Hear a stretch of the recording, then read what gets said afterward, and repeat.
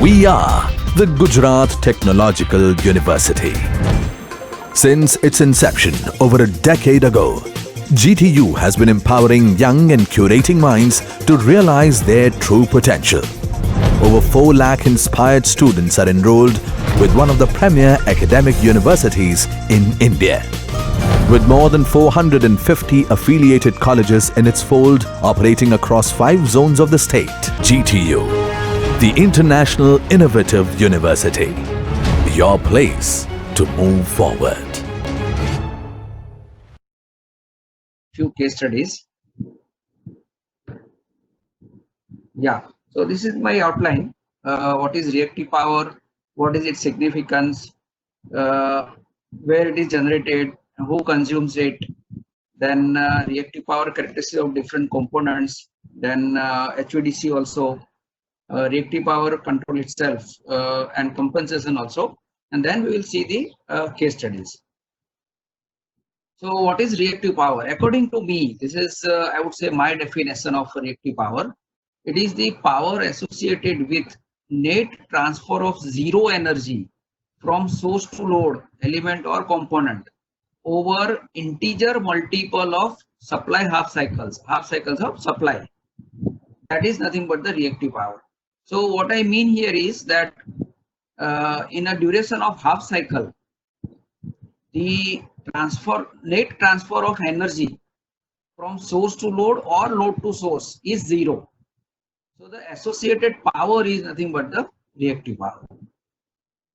In a quarter cycle, some amount of energy will transfer from source to load. In the next, it will be from load to source and so on.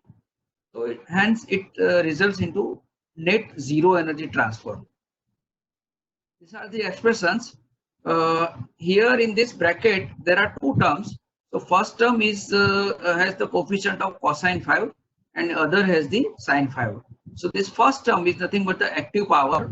Remember very well that active power is also, incidence active power is also the pulsating one, right? With the double the supply frequency. And this is the average reactive power, 0.5 VMIM sine 5 or Vm by root 2 Im by root 2 into sine 5. This is the waveform for phi equal to 0. Phi is nothing but the angle by which current is lagging behind the voltage. So if phi is equal to 0 means the resistive circuit, single phase circuit, you can observe here that the incidence power is always above 0, right? And another point important is that it is pulsating at the twice the frequency of the supply. It has an average power of 0.5. You can easily see here this 0.5. This for the 45 angle. You can see that the incidence power, total incidence power goes below 0 power also.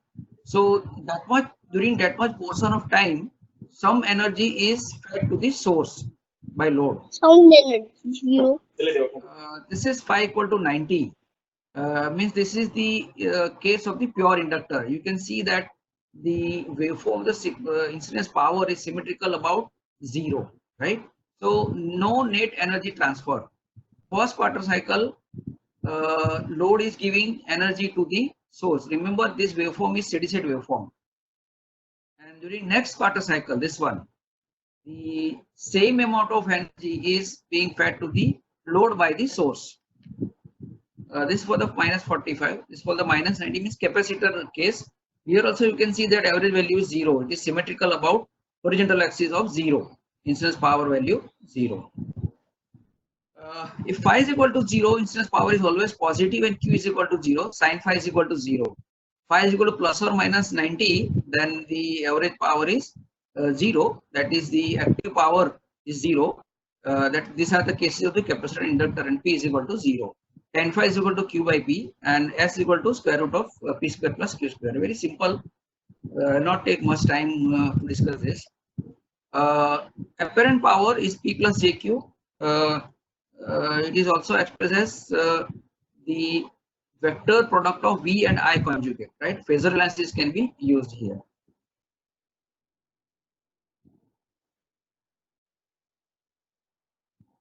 Yeah. If S is greater than P, means reactive element is at present, inductor or capacitor. In that case, it implies that more current is being drawn from some amount of P, same amount of P, right? It results in more losses because of the more current and so on. By convention, we say that inductor absorbs positive reactive power and capacitor absorbs negative reactive power. That is the convention world over use, and vice versa for the supply.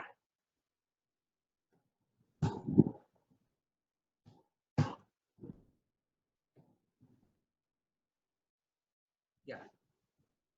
Let's try to understand the significance of the reactive power, why it is so much important for us, whether it is useful or not, whether it is something which is menace to the power system or so. So let's discuss it. The electromechanical energy conversion requires the presence of magnetic field. Now, the existence of magnetic field requires continuous flow of the current without net transfer of energy by that current. Right?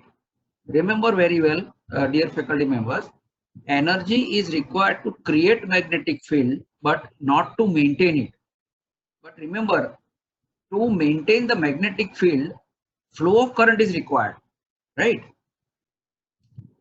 So magnetic, another point for as far as the electrochemical energy conversion is concerned, the magnetic field strength shall be constant, which requires that energy stored in magnetic field shall not be increased or decreased.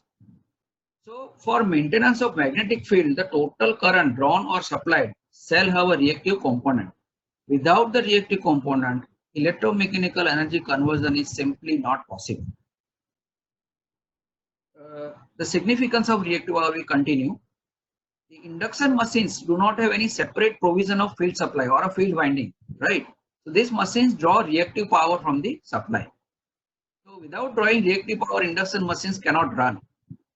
But as far as alternators are concerned, they are the synchronous machine.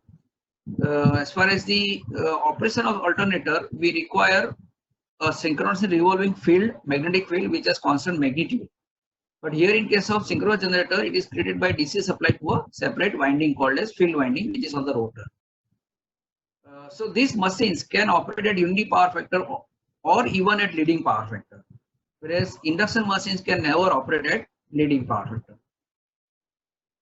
Even transformers and induction heating equipment also requires reactive power to operate. Without them, they cannot operate. They cannot function. The transfer of active power, another important significance is the transfer of active power through transmission lines requires good voltage support at the ends. We know that the expression of the active power transferred over line is P is equal to V1 V2 by X into sine delta. So that values of V1 V2 is very important in this expression.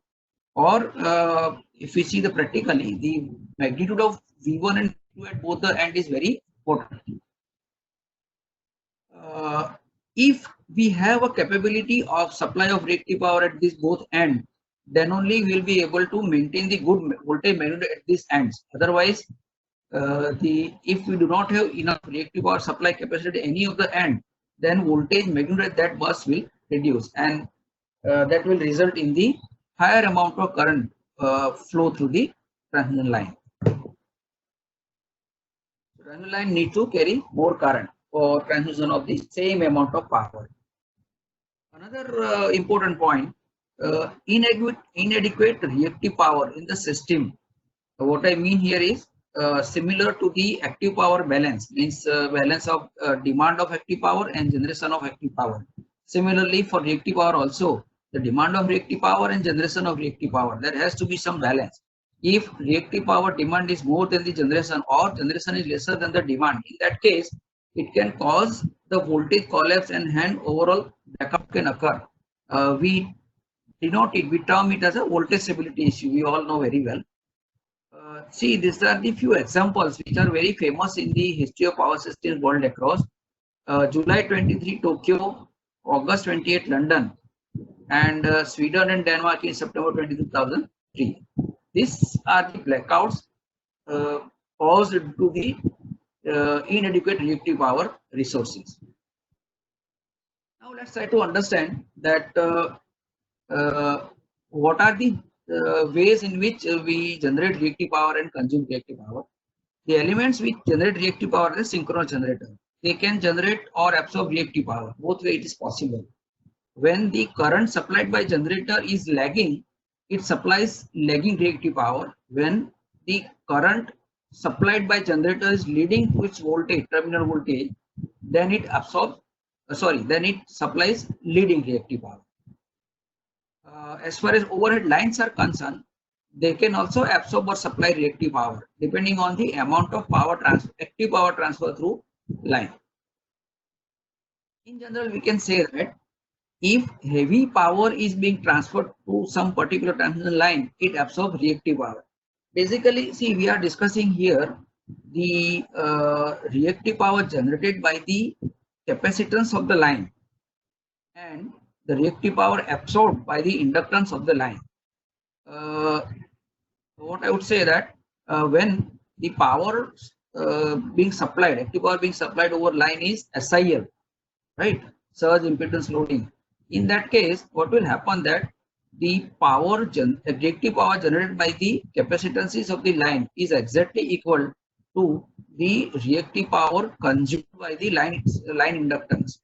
So we don't require any reactive power to be supplied from either of the end, and we can have at both the ends good voltage. As far as cables are concerned, they generate reactive power. They do not consume reactive power in general. We'll see in detail later on that why it is so. When I say that overhead lines can absorb reactive power, why not cable? We'll see later. Transformers, they always absorb reactive power. In the equivalent circuit, we draw one shunt component for the excitation of the winding transformer. So that component absorbs the reactive power. Also, the leakage reactances, which are written in the equivalent circuit, they also absorb reactive power. Almost all the loads normally they absorb reactive power. There are very few loads which can supply reactive power. Whenever there is a requirement of compensating devices, they can either absorb or supply reactive power.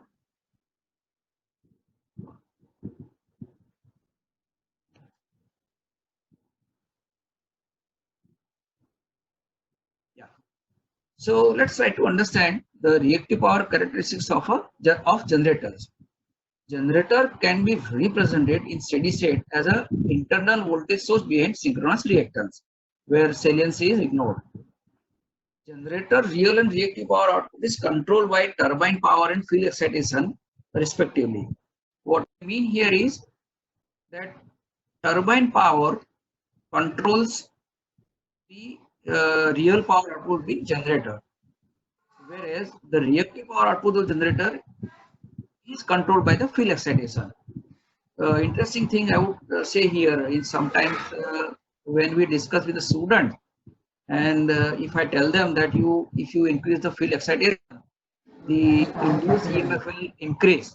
So what will be the effect? Its effect on the real power output. So they will say, because they know the expression EV by X sine delta for the real power output of the generator. So they will say that because E is active power output will active power output of the generator will also increase, but that is not the case. Active power output of the generator will increase only if the turbine power is increased. Another point, that reactive power is more sensitive to internal voltage magnitude. So what I say here is that if I increase the field excitation and hence the internal voltage magnitude is increased as a result of that, what will happen? That reactive power will increase. Output of the generator will increase. Generator can increase, that I already discussed. Okay. Another point is generator power capability is affected by three main limits.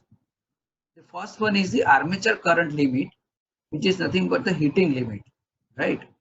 So that is concerned with the MVA rating of the machine itself, right? The second limit is the field current limit, that is also heating limit. In both the cases, you might have seen on nameplate on the generators, synchronous generator, so that limits or the rating is mentioned both for armature current as well as field current. Third limit is also very important, that is the under excitation limit. Under excitation means generator supplies leading reactive power, or I would say absorb lagging reactive power. In that way, I can say. In this case, this limit is due to the stability or the core and region heating limit. Right? We'll see further on that later. So this is the different limits. How I can draw this, and I will not discuss here. But the blue colored line is nothing but the armature current limit. Okay. So the vertical axis here is the P, and the horizontal axis here at the center it is 0. On this side it supplies lagging reactive power. On the left side of the 0 it supplies absorb lagging reactive power or supply leading reactive power. So this is nothing but the armature current limit, which is nothing but a heating limit. This red colored curve is nothing but the field winding limit, which is also the heating limit. So the intersecting point here is, if you consider there is some reactive power around 0.6 or something like that, and active power is around 8, right? So you can see that active power you can determine from this point, right? So that is nothing but the rated power factor of the machine.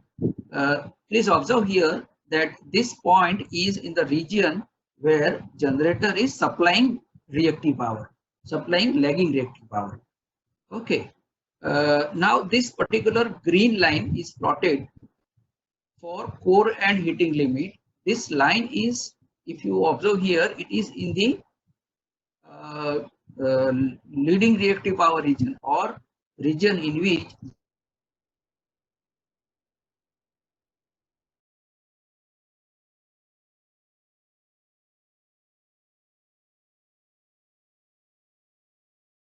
zero, it can go as high as 0.82 or something like that.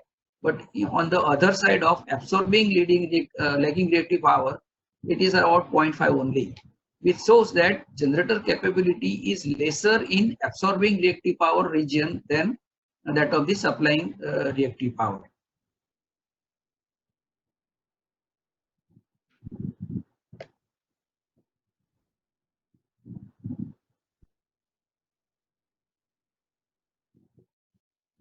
Fine.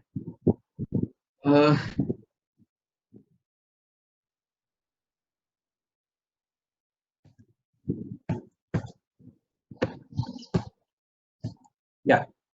So this particular point is, if you consider, then the power factor of the machine here is about 0.95 leading, right? This shaded region is nothing but the valid operating region in which you can operate the machine. You can apply more limits and so on, but basically this is how the machine operates as far as reactive power is concerned. Yeah. Let's try to understand then the reactive power characteristics of the transmission line. Nothing but the distributed parameter components with series inductance and shunt capacitor. ZC is your characteristic impedance. The expression of it is square root of L by C. L and C are the inductance and capacitance of per unit length of the line. We'll see later the expression where ES and ER are the receiving and sending voltage magnitudes. Delta is the phase angle difference between these two voltages. Theta is equal to beta L, means theta is the electrical length of the line. Beta is the electrical length of the line per unit length. Okay, and this expression is omega root LC, square root of root LC. F, where F is the operating frequency of the line.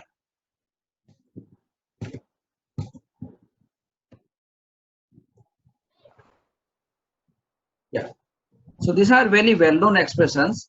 PS equal to PR, ES ER sine delta by Z sine theta, ZC sine theta. ZC is the characteristic impedance of the line. See here, when I say PS equal to PR, which means that PS is the active power supplied by sending end towards receiving end. PR will have direction. The line is supplying active power to the bus, right, in that direction. Then only this can be equal. Okay. QS and QR, you can see from this expression, with those directions, they are opposite of each other. Which means that at sending end as well as receiving end, both the end, if everything are normal, like ES, mode ES is equal to mode ER and so on, then at both the end, you need to supply reactive power to the line. With these expressions, if SIL is, if other load is being transmitted. This is very interesting, typical overhead transmission line parameters. You can see that there are many nominal voltage levels. It will be interesting to compare the parameters, the characteristic impedance, the SIL of this overhead line of 230 kV and the cable also having nominal voltage rating of 230 kV. You can just observe here that the characteristic impedance is 380 ohms and SIL magnitude is 140. SIL megawatt is 140 megawatt. Remember, this nominal voltage is 230 kV. Okay. Here there is a column for the cables, right? So ZC 37.1. Here it is 380. So please observe this, the huge difference of ZC of overhead line and cable of the same voltage rating. Right. Here this one. And the SIL is 1426 megawatt, whereas here it is only 140 megawatt. I would say almost 10 times higher in case of cable for the same voltage rating. Right? I was making a point previously. Yeah. Generate reactive power. So cables always generate reactive power. Cables can consume reactive power only if the power transferred over cable is higher than the SIL. But you can see here the SIL is so high, even let's say if the cable is of short length, which is normally the case, the thermal limit is much lower than the SIL, right? So you never operate your cables beyond SIL, right? That's what my point is. Okay, fine. The charging MVA per kilometer for cable is 13 MVA, whereas this for overhead line is only 0.18. So that's a huge difference between overhead line and cable. So I just place here this data from this book for the purpose of comparison of performance regarding ZC, SIL and charging MVA of overhead line and cable for the same voltage rating. Another point for overhead transmission line parameters as far as is concerned, see, we have got in India the voltage rating of 220 kV, right? So similarly, you can have approximately around 100 megawatt will be the SIL for those lines. As far as our another voltage level is concerned, it is 400 kV, right? So you can say that the SIL for those lines will be around 640 megawatt, right? 0.8 square. 400 by 500 is 0.8, and then the square of that. So this is what the information regarding the SIL of overhead line of two different voltage rating which are there in India. Yeah. As I have told earlier that if you terminate the receiving end with the characteristic impedance, means the load having resistance of the value of the characteristic impedance, then voltage profile is flat, right? What does it mean? That at each and every point the voltage will be same across the whole length of the line. If voltage at both ends is to be maintained at 1.0, the voltage tends to sag as we move towards the midpoint if the power being transferred is more than SIL. So if the power is being transferred is equal to SIL, then there is no problem. But the moment we try to flow the power beyond SIL, the midpoint voltage is sagging further and further. More the power, more than the SIL, lesser is the voltage at the midpoint. And most importantly, the line absorbs reactive power. So what we are supposed to do in that case, to maintain the voltage at both the end to 1.0, we need to supply reactive power to the line from both the sides, both the ends, right? Whereas if PS is less than SIL, voltage falls and the line generates reactive power. Or in other words, I can say that the reactive power generated by the line capacitance is more than the reactive power consumed by the line itself. So in this case, both ends has to absorb lagging reactive power. The case of PS less than SIL. Cables have very high SIL. We already have seen this, right? So the thermal limit is very well below the SIL. Here the one typical HVDC terminal is shown here. These are the thyristor operated converters, right? So delay angle associated with this control rectifier results in lag of the fundamental of the AC side current, right? And this lag of the current by the voltage is approximately the same angle as the delay angle, right? So at both the ends, the reactive power is absorbed, right? So when you operate your HVDC line, so both the ends, converter as well as inverter, both absorbs reactive power. So that is very important point to understand here. Here the vector diagram is also shown here. You can see that due to the delay angle here at the rectifier end, the current is lagging by this angle, and hence it will demand the reactive power.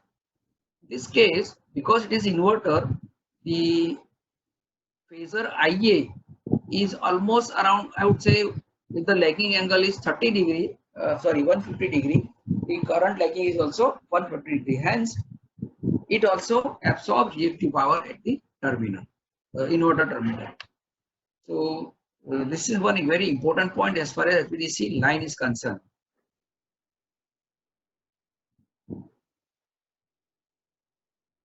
If these HVDC terminals are VSC based, the converters at both ends can absorb or supply reactive power at both ends independent of the real power flow in the line. Whatever is the amount of real power, but it has capability of supplying also the lagging reactive power, right? But at the moment, as far as VSC ratings are concerned, they are used in small size only. And VSCs are based on the GTO or the IGBT based converters, which have the turn-off capability. These devices have turn-off capability. Yeah. So these sources and sinks of the reactive power are what? Shunt reactors, capacitors, static wire compensators, synchronous condensers, and so on. The line reactant, the compensators are also there, which are a series compensator. Regulating transformers are also there, in which we change the tap changes.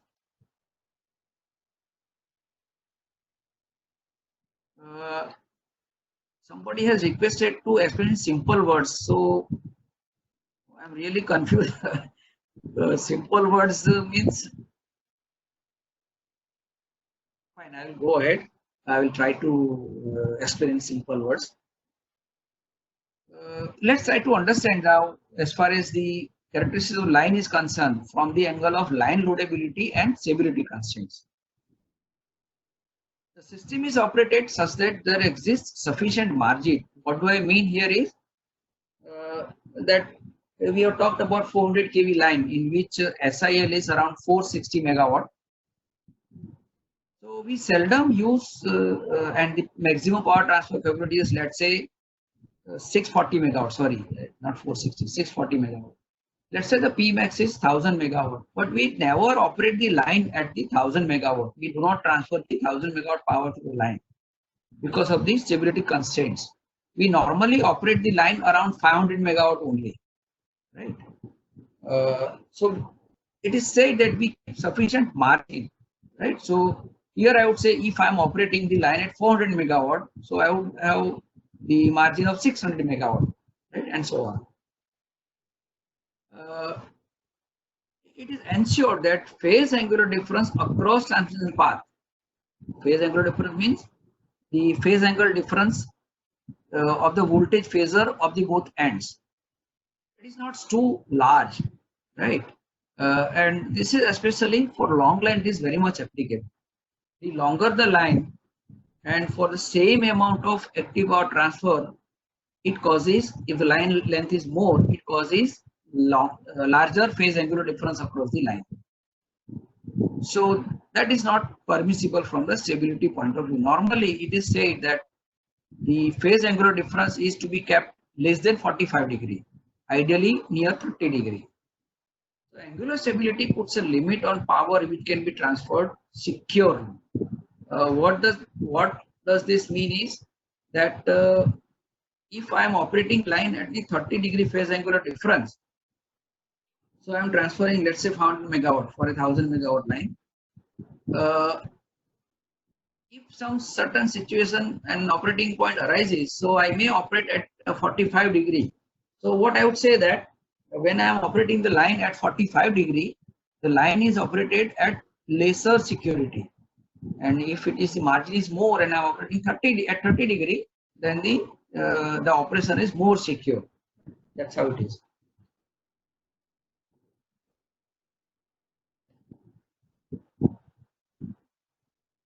See now, to specify the stability limits is not really easy. Many things are really associated with that, right? Different power system components are there. The operating point is also different. Another point is operating point keeps on changing. So these are really complicated things. However, for convenience, it is specified by the maximum phase angular difference which is allowed across the line, right? So for example, I was mentioning about 30 degree, or if the situation arises, then maximum 45 degree and so on, right? So that specifies the constraint, the loadability. The modified loadability of a line by taking into account stability limit is shown in the figure in the next slide. From that slide, it will be, first we see the slide. The blue line shows you a thermal stability limit. So it's around 1.8 or 1.7% times of PSIL, right? So whatever is the SIL multiplied by 1.7, let's say for simplicity. So that is your thermal limit. And the thermal limit is plotted versus the distance, the length of the line, right? So you can see that is almost constant over 60 degree kilometer line. As far as the reactive power demand limit is concerned from both the ends, that plot is shown here, right, by red color, and the stability limit less than 35 degree, let's say, it is plotted here like this. So whatever is the lower limit is applicable, right? It's a very common norm for the constraints and so on. So you can see here that almost less than 150 kilometer, the thermal limit is the lowest. So for as far as power transfer is concerned, for short transmission line, thermal limit is the lowest one, and that is the limiting one, right? For the medium transmission line, let's say up to 400 kilometer, from 150 kilometer to 400 kilometer, the reactive power demand is the limit, right? So for the medium length line, reactive power is the loadability limit that sets the loadability limit. Whereas for the lines of length more than 400 kilometer length, the stability limit puts the limit, and that sets the loadability limit. So we can see from this plot that for lines more than 400 kilometer, the stability limit is the operating limit, right? That sets it. Let's try to understand now principle of reactive power control. Reactive power flow should be reduced through the transmission line, right? Otherwise, voltage profile is poor. What do I mean here is, unlike the active power balance and the frequency relation between these two, it is possible that reactive power, wherever there is a demand, you supply at that point only, so that you don't, as far as transmission system is concerned, so that you don't have to allow the flow of reactive power over long distances over lines, right?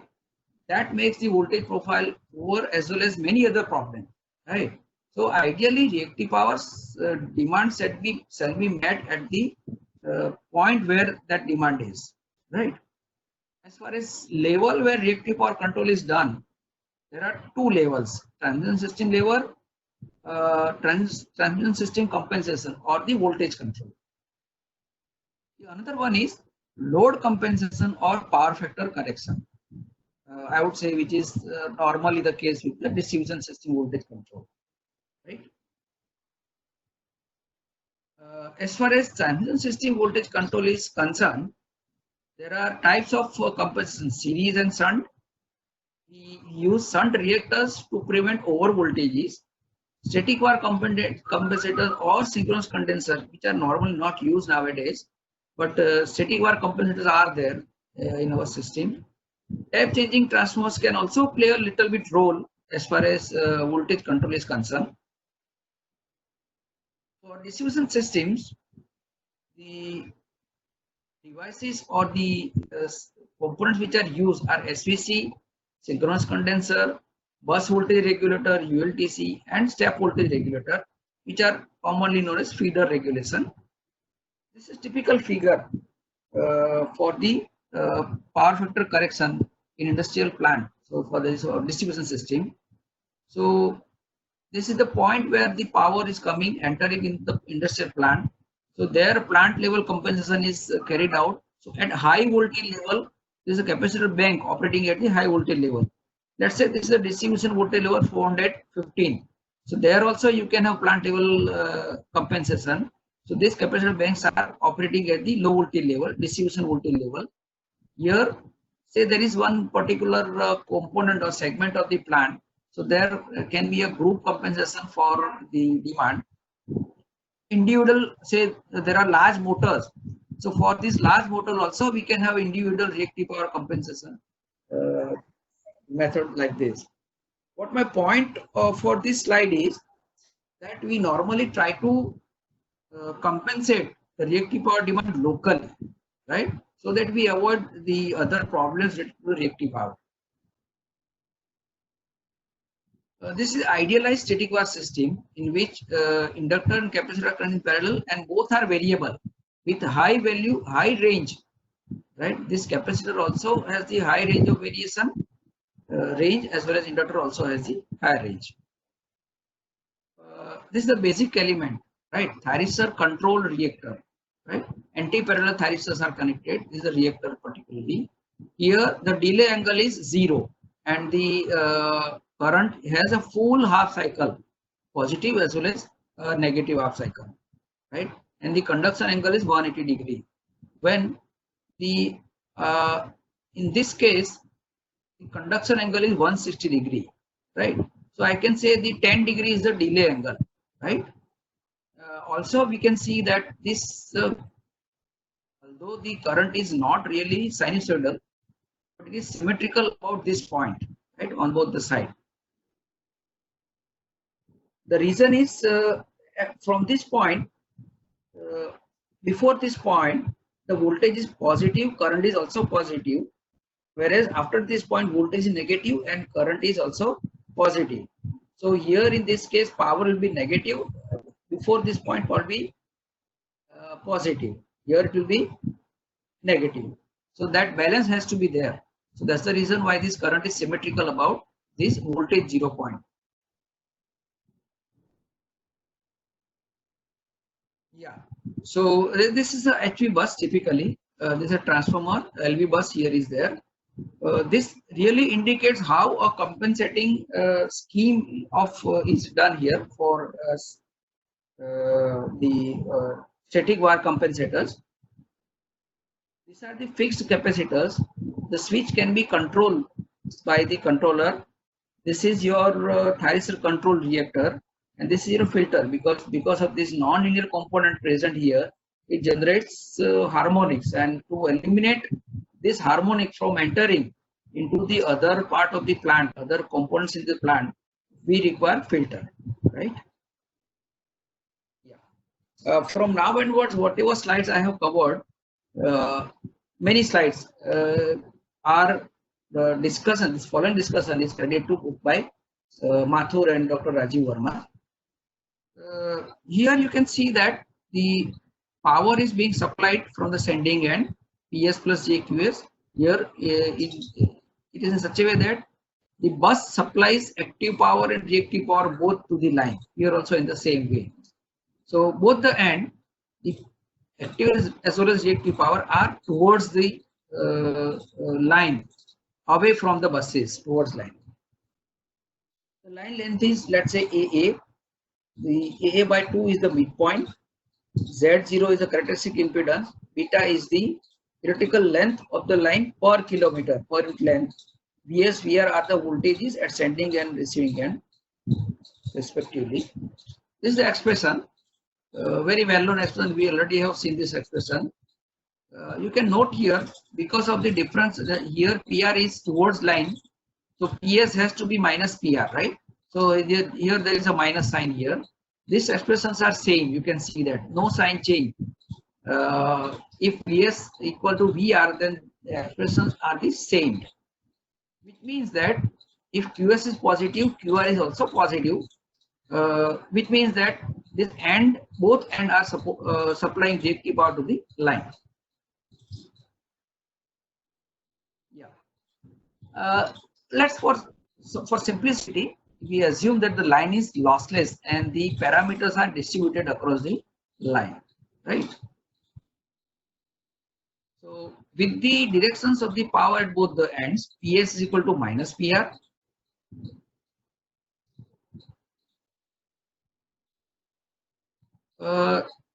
Sir, can I see the comments? I'm not able to see the comment, so that if there is any question, I can answer them while delivering the lecture. I can only see the my presentation, which I have said.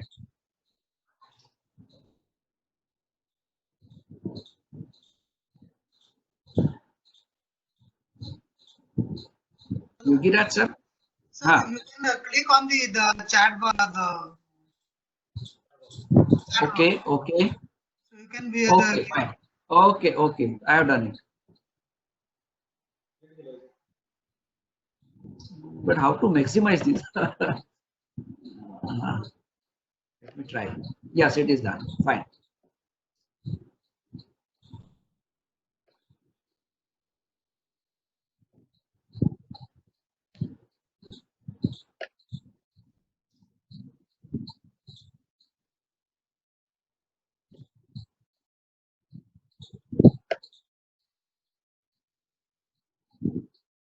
Fine. Okay. Sorry for the disturbance to all. So with these directions of the power, QS equal to QR, only if both the magnitudes are equal. The expression of power is very well known. Vs VR sine delta by Z0 sine beta L. Okay, and for short lines, we can simplify the expression by like this. It is also very well known. Am I audible to all? Hello? Yes, sir. Okay, fine. Thank you. Somebody said no audio, so that's why I'm saying so. Very clear, sir. Okay, okay, fine. Thank you. There was in the chat box, there was a comment that no audio.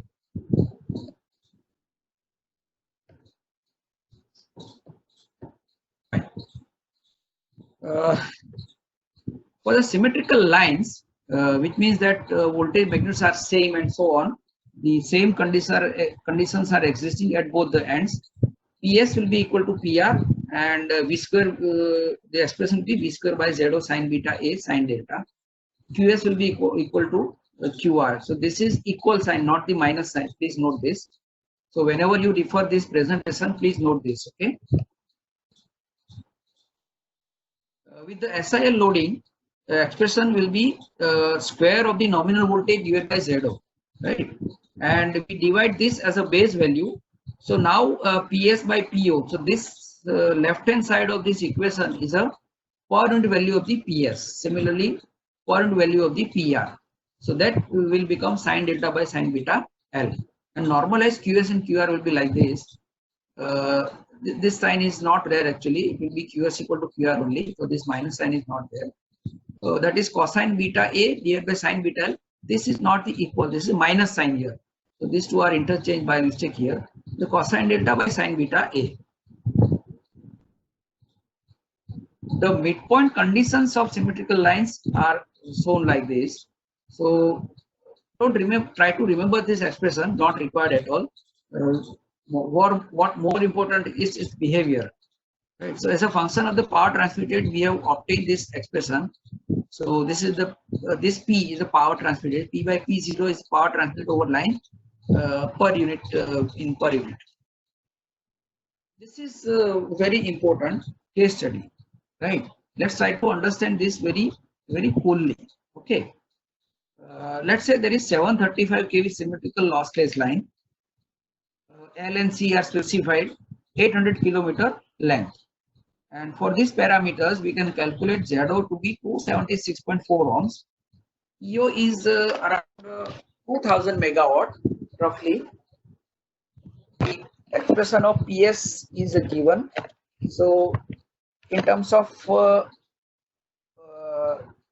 it is 2300 or almost 2300 sin delta megawatt. And in terms of PO, it is almost 1.18 times PO into sin delta. Right. So let's try to understand another important, very important understanding here. The figure is very simple. You can see here, but see here that at the receiving end, the load is connected, which is demanding QL, reactive power. Lagging reactive power is demanded by the load. Now see here, according to that expression, line itself requires reactive power to be supplied at the receiving end. Right. So the reactive power sent by this bus, receiving end bus, to the line is, let's say, equal to QR. Right.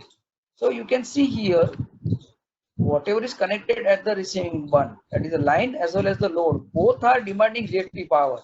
So there has to be a compensator connected at the receiving end, which supplies the reactive power demand of the load as well as that of the line. Right. So I have written here expression QC equal to QR plus QL. Right. By chance, let's say we do not have any compensator connected at the receiving end. In that case, what will happen? That this voltage magnitude will be lesser, right? So that there is a balance between the reactive power supplied by the line and demand by the load, right? So this is one typical plot of the reactive power of the line, right? So you see very carefully on the horizontal axis, we have got active power, right, expressed in PU with the base value of the PO. So here that is the case, right? This linear plot, linearly increasing plot, is that of the QL divided by PO, right? So that is nothing but the reactive power demand of the connected load, right? Now this particular plot is QR expressed in PU with the base of PA, right? It is very clear here that at P equal to 1 PU, that is P equal to PSIL, plot is seen by all.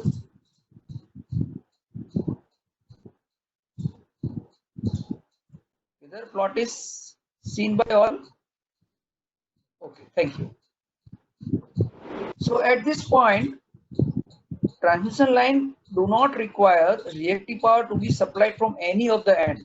I have made it very clear in the beginning that when the active power being transferred over line is equal to SIL, the reactive power generated by the line is equal to the reactive power absorbed by the line reactance. So line does not require any reactive power for its operation of transferring power from receiving end or sending end, right? So here you can see that the value of the QR is 0, right, at this point. Another point you can note here that as we move towards increasing the load from 1 pu to 1.2 pu, the reactive power which is required to be supplied to the line by the receiving end is as high as 0.5 pu. You can see that here, right? Here. Whereas you can see here with the no load on the line at the connected at the receiving end, that becomes at the around minus 0.58 or 0.57 u minus. Now see here, what do I mean here by minus? Say there is a no load at the receiving end. So minus Q means the line has to, line will supply the leading reactive power, or there has to be something connected at the receiving end which absorbs lagging reactive power. And we know that inductor is to be connected, right? Now, if we connect, say there is a no load connected at the receiving end, we do not connect any inductor at the receiving end, and there is no load. So this much amount of power, active power, sorry, reactive power is supplied by the line, right? And we have not connected any inductor also. In that case, what will happen? The voltage will increase at the receiving end.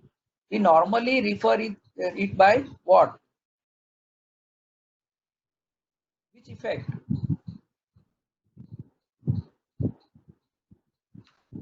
Effect. Yes, correct. So that's what is written by this point, right?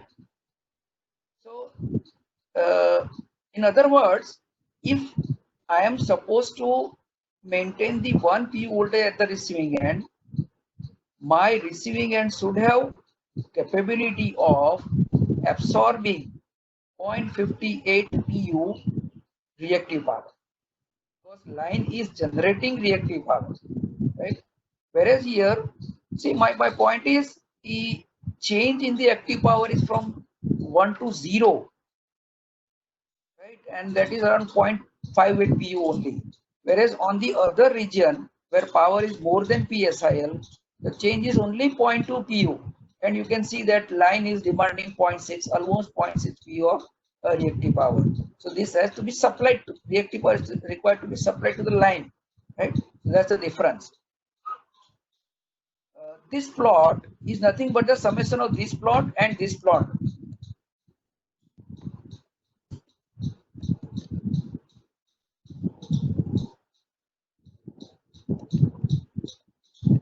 Yeah, according to this equation, right?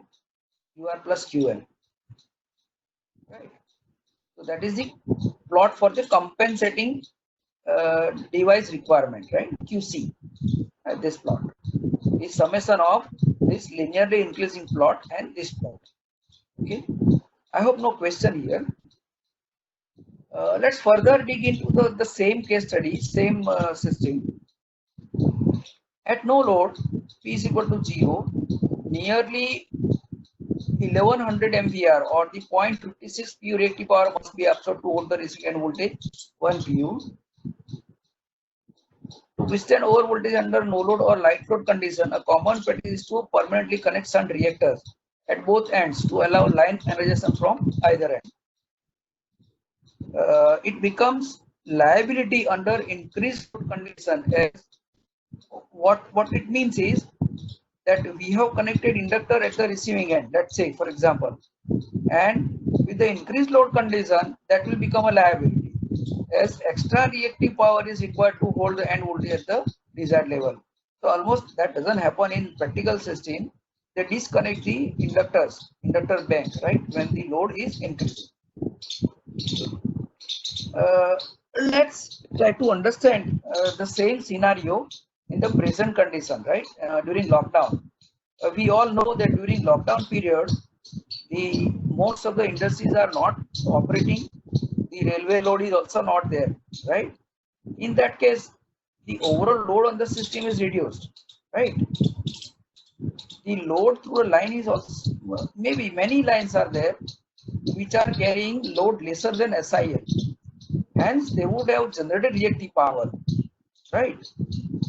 And you would have required to connect inductor banks. Normally, the substation which I have visited seen the inductive reactor bank of the rating of around 50 MVAR or something like that, which are connected 400 kV level. I have no experience of 765 kV level. What MVR rating of inductor bank they are connecting, I don't know. So what the power system engineers have done, that they have disconnected many EHV lines, right? So that they don't create over voltages. Normally in the system, you will find more capacitor banks than the inductor banks. Inductor banks are installed at very few places, right? Whereas the reactive power demand is a local problem, right? So we know that the control of reactive power should be made at the local level so that you don't have to transfer the reactive power at the longer distances. So at all the system level, if many EHV lines are not operating, then in that case they are in a better position to control the reactive power at the whole as a whole system. Let's go to further to that case study. This one shows this flat voltage profile, right? It shows that the voltage magnitude is same across whole length of the transmission line, right? The moment we decrease it, here at say in the extreme case P equal to 0, the midpoint voltage is highest, but this midpoint, this swell is highest, right? With the condition that the voltages at sending end and receiving end, they are held tightly at magnitude equal to 1, right? So that's the main thing. And one magnitude is there, one voltage magnitude is there, right? The expression of Vm is like this: 0.57 sine delta by sine divided by sine delta by 2. Okay.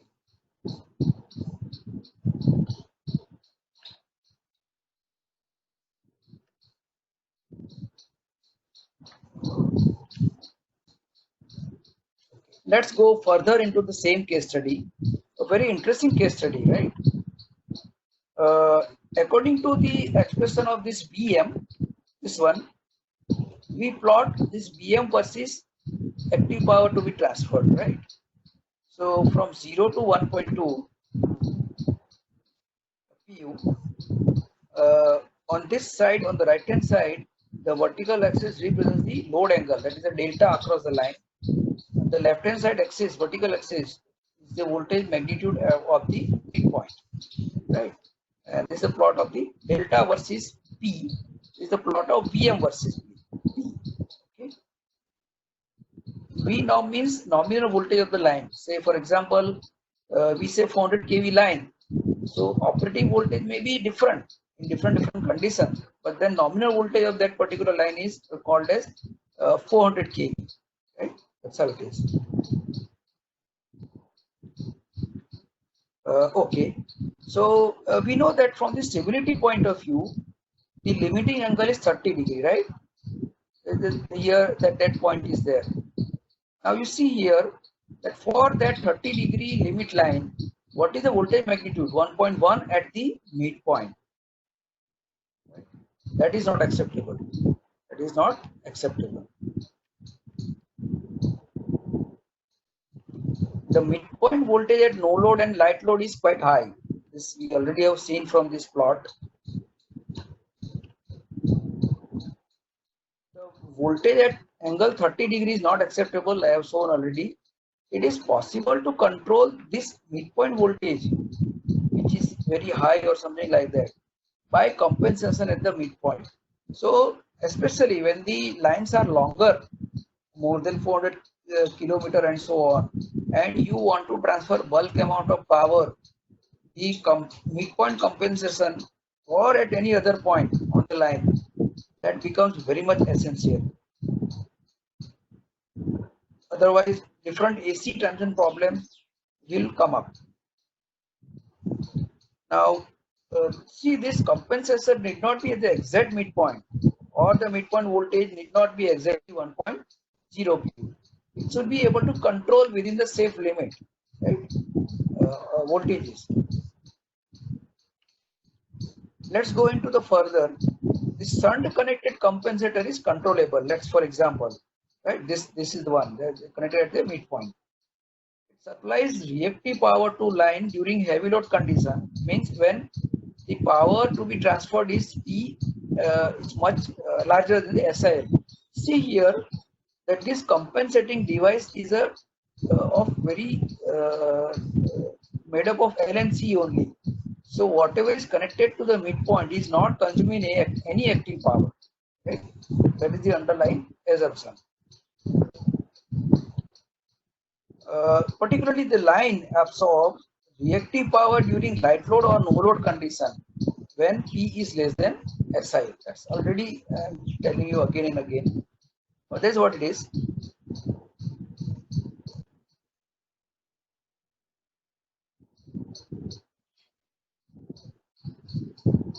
Now, see, this is what I can do. Receiving and sending end voltage, they are tightly held at 1 pu by supplying the reactive power or absorbing the reactive power at both the ends. Now, I do not want to have the midpoint voltage more than 1 pu. Right? So, this is the expression of reactive power to be compensated at the midpoint so that midpoint voltage is 1 pu. Right?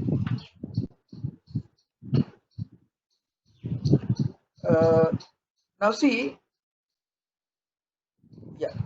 So see, this is QM. This is also QM, right? So this QM is reactive power supplied by the midpoint towards receiving end, whereas this QM is the reactive power supplied by midpoint towards the sending end. So the capacity or the rating of the compensator will be equal to 2 times that of the QM, right? And the expression of QM is like this. Okay. Fine. So for the compensated line, the power expression is this. Yes, VMC, that's the midpoint voltage. C stands for compensated, M stands for midpoint. SIL. SIL is the surge impedance loading. Means I have mentioned about the characteristic impedance. So if I connect a resistance having value equal to that of the SIL value at the receiving end, and the voltage at the receiving end is the nominal voltage of the line. So with this connection, power consumed by this resistance is equal to the SIL, surge impedance loading. Okay. So for the symmetrical lines, we have 1 pu at both the ends, sending and receiving end. VM is, let's say, 1.05 pu. With that condition, so I am allowing here 5% rise of the midpoint voltage, right? So that I don't have to arrange for larger capacity of the compensator at the midpoint. So with that, P compensation is like this. Expression of P compensation like this. Noticeably, you please note here.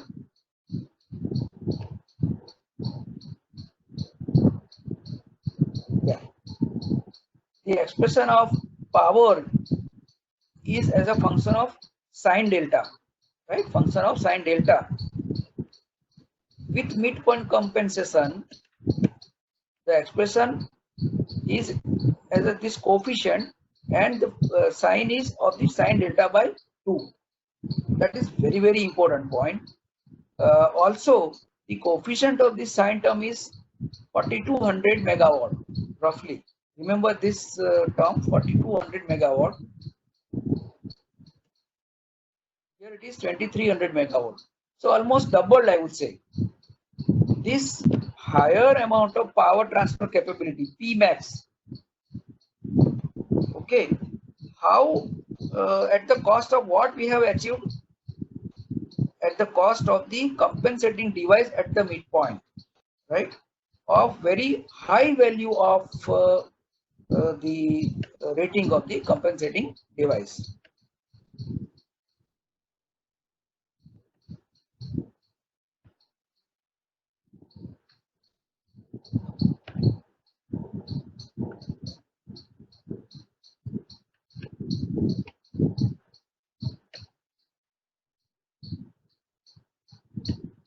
Fine.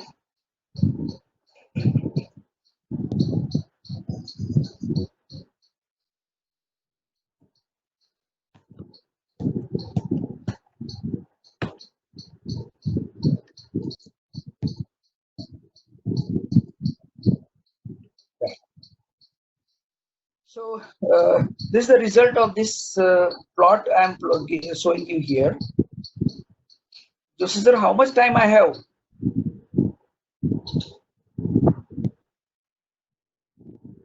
20 minutes? Yes, sir. Okay, fine. Okay. So this is the relationship between active power, reactive power, and the load angle. This left vertical axis is showing the active power. The right vertical axis is showing the reactive power, and this horizontal axis shows the angle. So this is the plot of the power angle curve of the line without compensation, and this is the power angle curve with the midpoint shunt compensation, right? So you have seen that without compensation, you operate the line around 30-degree angle only. For that, the power which you operate your line, power which you can transfer, is nothing but the 149 megawatt, right? Remember, whether you do the midpoint shunt compensation or not, the SIL does not change. It is the characteristics of the parameters of the line, right? So at SIL is almost 1950 megawatt for line with compensation, without compensation. Okay. Now see, at this, this is what it is, right? Okay. Now with the compensation, you have seen that it is a function of the sine delta by 2. So you can go up to the 60 degree delta, right? For that, you can see that you can operate the line at almost 2100 megawatt of power. So lines which are very costly, very costly. You can just imagine the cost of tower, conductors, the right of way, and so on, right? Such a costly line, because of the stability limit, you were able to transfer around 1150 megawatt only.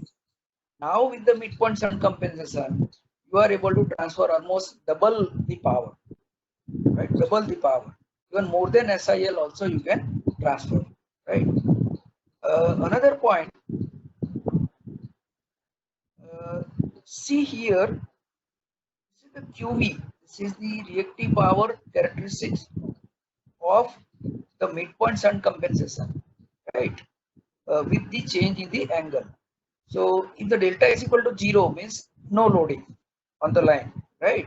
So it is around minus 700 MVAR, right?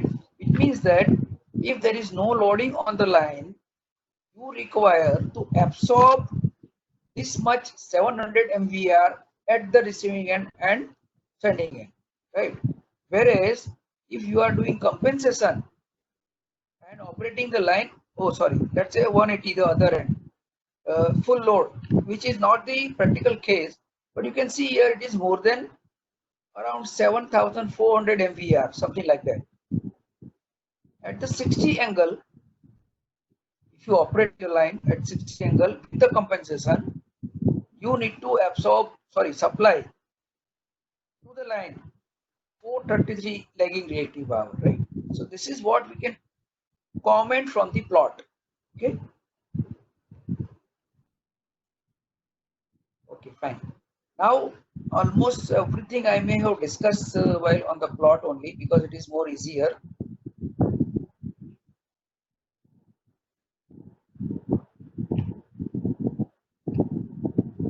When you refer this slide, if at all you refer, then you can read the same thing which I have mentioned. Time pressure is there, so I will not be able to read everything. Yeah. So the last point which I covered is that almost 700 MVAR we have to absorb with the delta equal to 0. That is means no load across the line. And if delta is equal to 180 degrees, then this much amount, right? But this is very huge for a line, right? For this particular line, and this is not also required, also not a practical case. You never operate line for this delta equal to 180. So some physical solution we require, right? So let's say you are operating your line at delta equal to 60 degree from the stability point of view. P compensated is P max for the compensator is 2100 megawatt. Am I audible to all?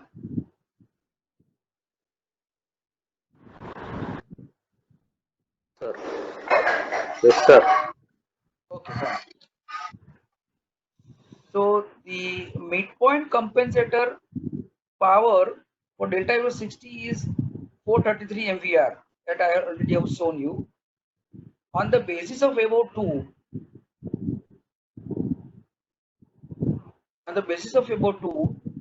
we can have we can select the compensator rating from minus 600 to plus 400 for this much amount of power for this operating point, right? Because we never really operate the line beyond delta equal to 60. That's the reason why it is maximum the supplying mode plus 400 MVAR. The compensator will behave like a fixed capacitor beyond 400 MVAR and will not be able to control the voltage, right? And it will behave like a fixed inductor below minus 600 MVAR. Okay, fine.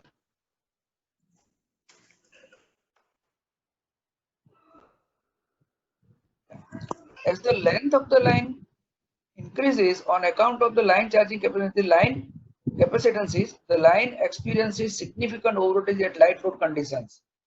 Overvoltage can be limited by using fixed or switched inductors at the line ends as well as at intermediate buses where it is needed.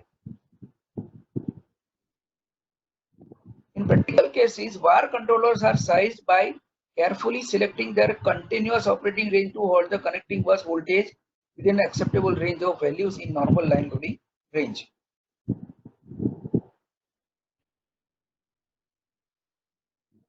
Okay, now there are the two devices. I take liberty to skip the discussion of very short time. SVC has the capability of changing the amount of reactive power which supplying or absorbing within one cycle only, right? So that is the main advantage of this SVC. Voltage is regulated according to a slope. Everyone is familiar with the this characteristic, steady state characteristic of the SVC, known as Droob characteristics. Its range is from absorbing to generating reactive power.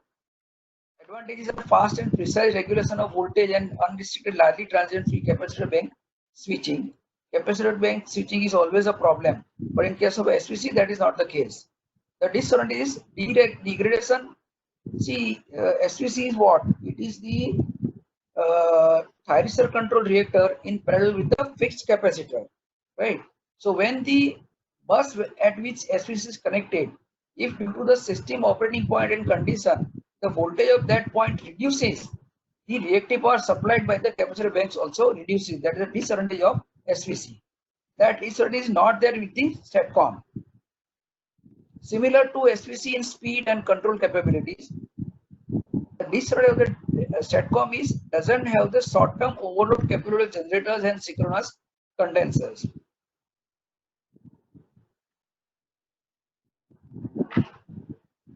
Let us now compare the shunt compensation and discuss shunt compensation and then discuss series compensation. We will be discussing few very interesting points. It can be done with capacitors and inductors. shunt compensation essentially controls the voltage of the point where it is connected, right? I mentioned about local phenomena, right? Shunt capacitors are used to increase the power transfer capability. You already have seen.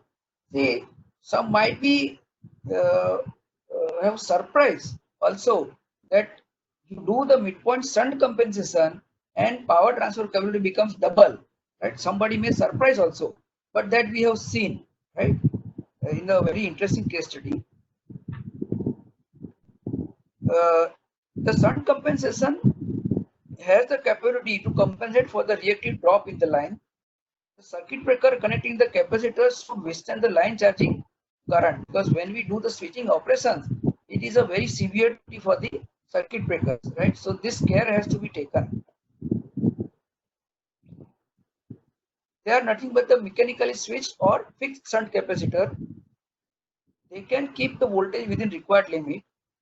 With the fixed shunt capacitors, the reactive powers compensation can be done in steps only, not in Vernier way.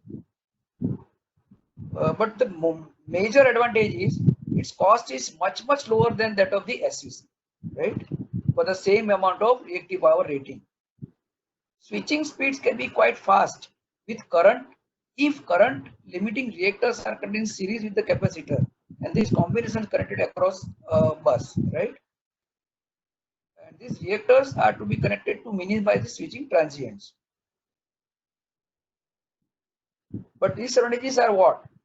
As I have discussed earlier, see, what is the requirement of the shunt capacitors? When there is a scarcity of reactive power, right, in the system, so capacitor banks are supposed to give the reactive power, right? But because they are, what happens when the voltage at the bus where it is connected reduces, the reactive power supplied by the capacitor become lesser. So that is the real problem with the capacitors. The fast transient, for transient voltage instability, the switching may not be fast enough.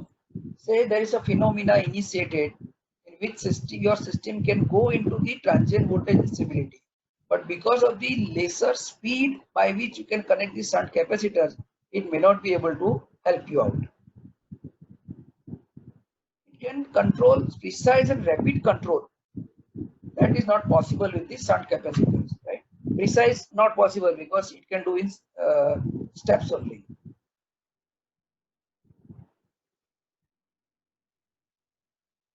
Yeah. See, let's say the voltage collapse has occurred in the system and the system is split into different areas, right? Now, in some area which is healthy, right? Capacitor banks are already connected, they are in circuit. But now what has happened? The size of the system has reduced. It has become an island, right? In that case, because the shunt capacitors are connected there and it is supplying reactive power, it may cause the over voltages, right? Immediately following the separation from the main grid, right? So that is a disadvantage of the shunt capacitors. Series compensation. Essentially, it reduces the net transfer line inductive reactance, right? Both are in series. So it nullifies the inductive reactance. The advantage, series capacitor reactive generation increases with the current squared, right? So whenever there is a more loading on the line, say P has become more than SIL, in that case current will increase. So if the capacitor connected in series, the reactive power compensated by this series capacitor will also increase, right? So it is unlike the shunt capacitor, the opposite behavior of the series capacitor. So what is the disadvantage? At light loads, series capacitors have little effect, whereas capacitor bank can have. Series inductors are not used in transmission lines. It may be used in distribution line or sub-transmission level to reduce the fault current, but in transmission line they are not used. Series capacitors are used to partially offset the line inductance. The result is maximum power transfer capacity. Essentially, it is a load angle for given amount of power transfer, right? Therefore, provide higher stability margin. This point I would like to draw your attention mainly that because of time limitation, we have to run fast. The net VAR rating of series capacitor is 7.2% of the rating required for the shunt capacitor. Right?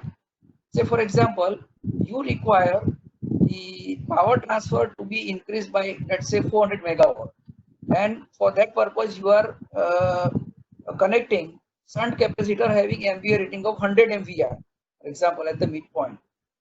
To achieve the same 400 megawatt increase in power transfer capability, if you are going for the series capacitor, you require only 7.2 MVA rating of the series capacitor. If you go for the shunt capacitor, you have to install 100 MVA, right? But if you select for the series capacitor, it is only 7.2%. If somebody is knowing, the expression is 10 square delta by 2. The Q series by Q shunt is equal to 10 square delta by 2, where delta here for 7. To arrive at 7.2%, I have used delta equal to 30. But problem with the series capacitors, major problem is SSR can occur because of the series capacitors. Yeah, now I'm in the final session of my presentation. Very interesting this because I like this very much. Especially all teachers should show these to students, which really explains very nicely the role of reactive power.